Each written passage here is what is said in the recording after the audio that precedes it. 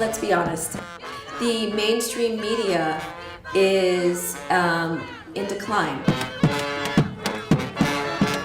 The biggest example of it is what's going on with Apple, right? Because they're not getting support from the government, they're not getting support from the Supreme Court, from the law, right? What's really been helping them this entire time is social media.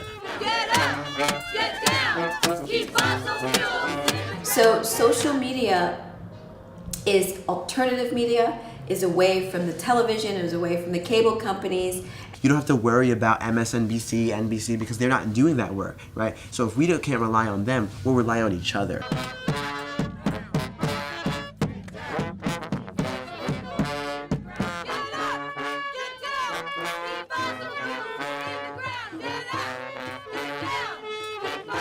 Social network activism is critical because it's a tool to be used with real communities. So right now we're in Mayday space, where people are gathering and creating artwork around stopping the Dakota Access Pipeline.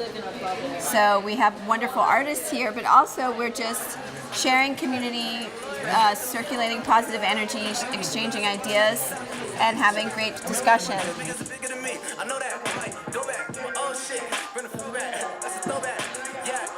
This is going to be for a standing rock, and I made a design for, so in the center is going to be an indigenous woman wearing a feather hat. We're going to do the sun rays coming from behind her, and it's going to say water is life, and it's going to be sent over, to a standing rock.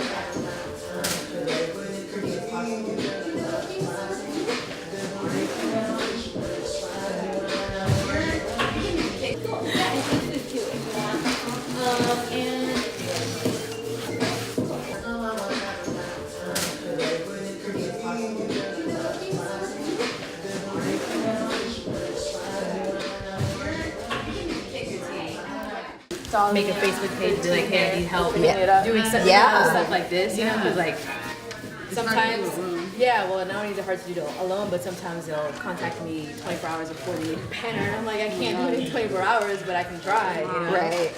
Yeah, but it's usually, it's like that a lot. Right.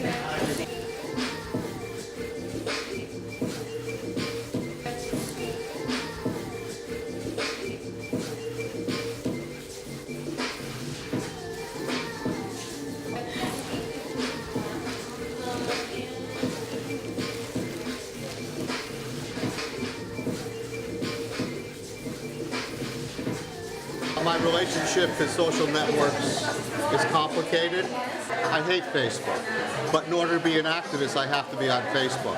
I have to use Google. The anti-globalization movement, Occupy Wall Street, People's Climate March, everything that goes on goes through social media, and I hate it. But I want to be involved.